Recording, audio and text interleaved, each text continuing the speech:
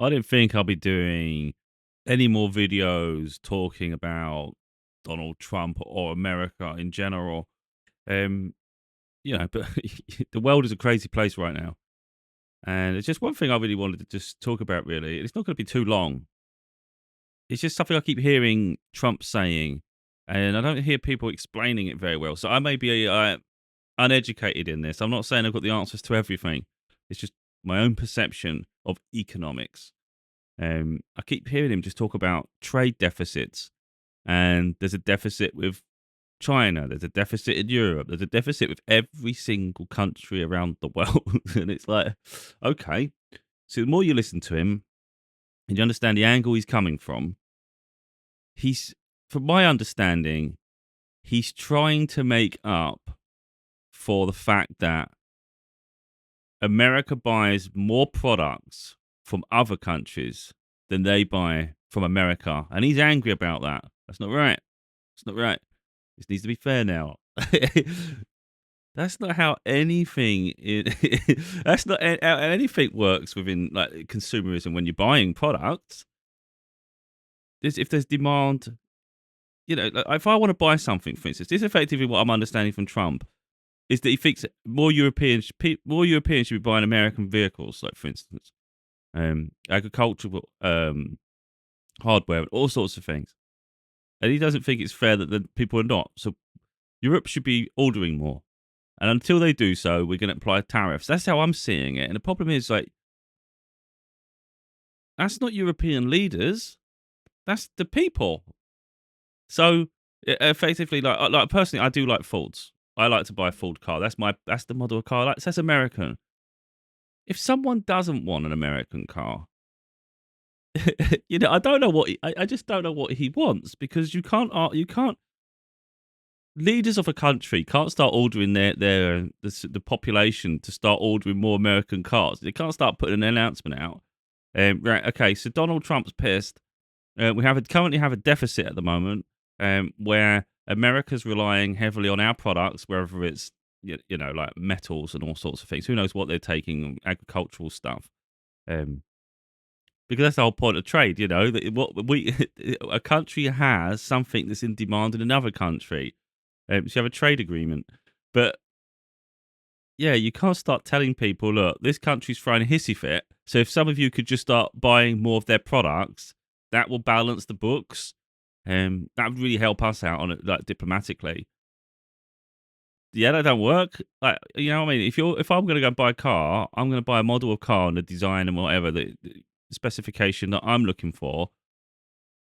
That's simple as that. We all have our preferences. The same with any technology, any sort of products around the world. What gives us value for money? Um, and also, we all have our favorite products, but that's all I'm hearing. I don't think it's necessarily money all the time. I think it comes down. I think he was when I was listening to him, it wasn't always about money. It was literally about products. Um, so yeah, I found it quite mad that he was accusing everybody else of giving like America a bad deal for so long. But like, I'm not here to say American products are bad, but if the American products are not good enough, why would anyone buy them? I mean, you just got to look at like the beers, lagers. A lot of people in Europe, especially, they mock American products. They do. If you, I don't know the best list of lagers. I'm not really a big drinker, but I think Peroni, that's supposed to be the best one now from Italy. So effectively, the best beers around the world that I can understand are from Italy, France, and Germany. If I've got it right, I may have it wrong, of course. Then you've got Foster's from Australia. I think there might be another product in Australia as well. A lot of the time, these companies are actually owned by one big company. They just buy each other out. But in America, I think we've got Budweiser. I'm not sure the other brandings. Yeah, I don't want to be rude, but I don't know the other brandings, and they don't have much popularity in the UK and Europe, for instance. Um, but that's it. But if you look at it from that point of view, so you've got these more prominent, more tasteful products.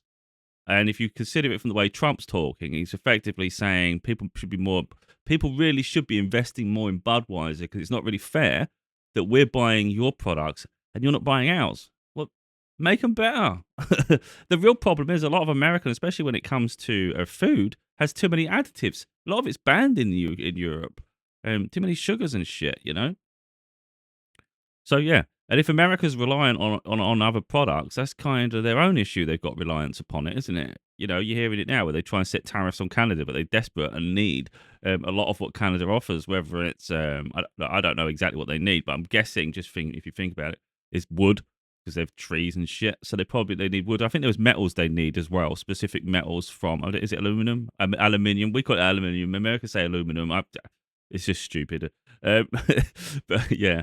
But they're two products, and then apparently Canada supplies power, like electricity, to certain states in the United States. So there's a reliance that's needed upon that country. But then when someone looks at the books and says, wait a minute, we need things from you, but you don't seem to need things from us. You need to start making this fair. You need to start buying our products too. Why? If you need our products, it's available. You can buy our products. It's like literally. But if you're saying we have to buy yours in order for this trade to be fair, it doesn't make sense. You've got nothing we want. So effectively, if you want to sell products, make them better. It's as simple as that, isn't it? And I think stop trying to act elitist. That doesn't help because people get fed up with that shit. So sometimes people do boycott certain countries because they don't like their attitude.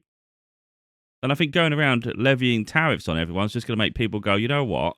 You're making it very hard to do business with your country right now. Plus, we don't trust you. You're unhinged. You keep changing. You got bipolar.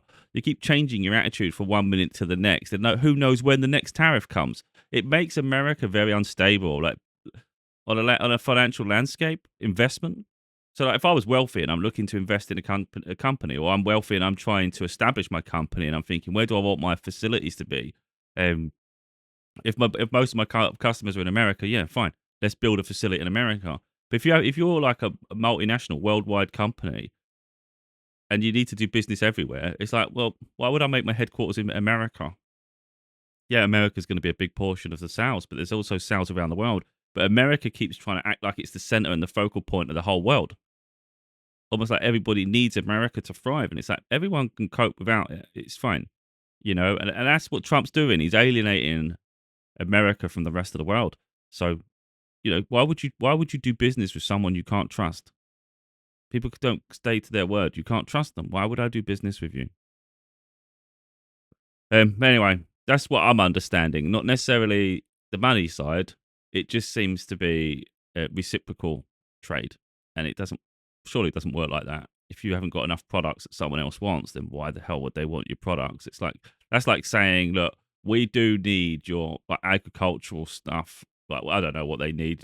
I really don't know what they need in Europe, but whatever they're taking from Europe, we need that, and we'd like to sell you.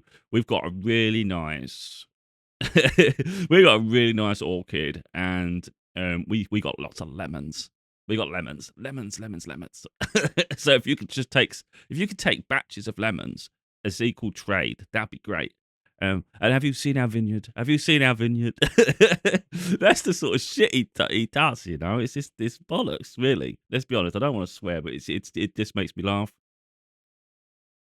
It's not how the world works, is it? Just create better products and people will want them. That's what it comes down to. So yeah, I just think it's countries' own doings. I really look. I know some countries get exploited, and it's not right. So, for instance, you could argue like Apple, for instance, making iPhones in China rather than other countries. You could argue that the workers are exploited; they don't get paid enough. Then you could argue that what is the salaries in other countries? What's the cost of living? It's like higher cost of living in America. So, of course, people need higher salaries to live there. But then you've got to argue then why is it so heavy to live there? Sometimes you have to look at yourself. This is what I'm seeing. So, like, America's cost of living is high because their outgoings are very high. They're like, for instance, in the UK, my broadband on its own would be like about £40. It's for 1 gig broadband. I've got part of a TV package, so I get all these other things with my sports channels, everything. That's my choice to make it like that. But effectively, I've got everything in one. I've got a SIM card for my phone, mobile. I've got all my TV channels. I've got all my broadband, and it's £100 a month. About £100 a month. In America, from my understanding, it's about $100 a month just for the internet. You know, this is just internet. And then you've got your health insurance. We don't pay health insurance; it just comes out of our salaries. So if you're not earning, if you're not working, you don't pay it. If you or it's paid for you, it's just a contribution towards the NHS, really. And then it's like, but in America, you have to pay health insurance, and then when you need the assistance with it, they don't pay all. A lot of time they don't pay. They call it deductibles and shit. So you're already paying health insurance. Then when you actually need to call upon that health insurance, it's not fully paid for a lot of the time. So you have to then pay a top up, and there's probably an excess and all sorts of stuff. So it's all there to hemorrhage on every level, whether it's pharmaceutical, whether it's insurance, whether it's your utilities. There's just so many costs that compound upon people's lives, and you got to look, maybe look at why things are so high in the first place, as to why the cost of living is why you need to earn so much money just to survive. And then you look at other countries that maybe their cost of living isn't so high, so the money's less. But of course, between nations, the economics don't match, does it? Because one currency's higher than the other. Again, based on their cost of livings and shit. So you can't expect a country, for instance, where the people only earn a very minimal amount of money per year, per month, however you want to split it. Compare that to a country where their cost of living, their income's higher, but of course their spending's higher. But if you was to take that money abroad, all of a sudden it makes them look wealthy in comparison to someone else. So to say that they should be spending the same is outrageous, because this country will probably take 10, 20 years to earn the same annual salary as this country. Like, I don't think his economics add up, and I don't think what he talks about makes sense in any way at all. Now, I could be completely wrong in all this, but this is just my perception of what I see. And I do sort of like just little smile to myself, just thinking, this is outrageous. This is literally a president of a country. And every time he makes a decision, it has ramifications for not just his people, the people in that country, but around the world. And he just seems to keep changing from one moment to the next. So it's like, if you're not intelligent enough to make decisions, then refrain from making impulsive decisions. It just seems to figures out. As soon as his ego is challenged, he's reactive as shit. You can't have someone in positions of power who have no emotional intelligence. It's just dangerous. So yeah, uh, unfortunately, America is either in a recession now, or it's going to be in a recession, because countries are just going to be terrified to do business. It's a lack of trust. If you don't trust a country, you can't work with them. You just can't. And then what it does, it'll just create trade agreements and sort of diplomacies with nations that maybe weren't diplomatic with each other before. So other countries will just start reaching out and collaborating, and they'll circumvent America. So all people can do, I think, at this present time, it's all about just riding out Trump's term as president. That's all it is, and just all you can do. I wouldn't even say hope. You just anticipate change with the next election. But I think countries can't wait around for America to be normal again. So effectively the world continues without them. That's how I'm seeing it. So Trump keep throwing these little dummy out all the time, keep throwing a little hissy fit. It's like people are just going to ignore him eventually. I'm sending this tariff. I'm sending this tariff. People are just going to start closing up their businesses and just say, look, we're getting out of here. We're just going to get out of here. America's too crazy now under Trump. And then Trump will be just sitting there with nothing and blaming everybody else. But it's his fault, because he could have reacted different. As a leader, you need to be diplomatic. You know when to bite your tongue and when to hold people accountable. But going around, like, for instance, his vice president, Vance, he just seems a despicable, deplorable human being, doesn't he? He's just terrible. He's just going around telling everybody, you're rubbish, you don't respect us, we don't respect you, you should be doing better. Not actually any sort of self-reflection upon what they're doing. It just seems to be the rest of the world is not good enough. It's like, wow, because if the rest of the world was run in the way that America is run, it'd be a scary place indeed. So, like, let's not act like we're the authority in the world. Not saying other countries are perfect, but America is incredibly corrupt, and you can see it from the inside and out. Again, you only have to start looking at you don't have to go too far. You can look at Trump, look at his aides, look at the people around him, look how corrupt that is, and look at the fact that he was not that long ago going through sort of legal situations, where he's being held accountable for his previous term as president. And look how chaotic he's been this time. And then, even if you don't want to go there, all you got to do is look at the pharmaceutical situation with, again, this is the corruption.